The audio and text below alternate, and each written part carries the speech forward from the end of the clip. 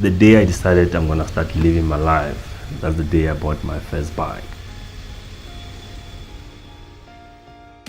For me, Harley Davidson represent everything that I stand for.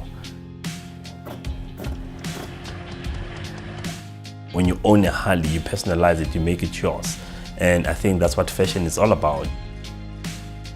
I own Harley Davidson Street Lights CVO. I like the fact that it's so unique and different. I've never seen any other Harley that looks like mine.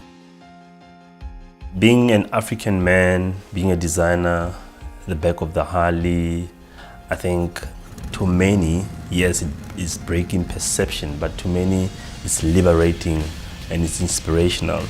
Growing up in the township called Batu, where you don't see the inspiration around you every day, was forced to imagine things. And I didn't allow anyone to create my world for me, because if people create the world for you, they'll create it too small. So for me, freedom is that ability of doing anything without fear and apology.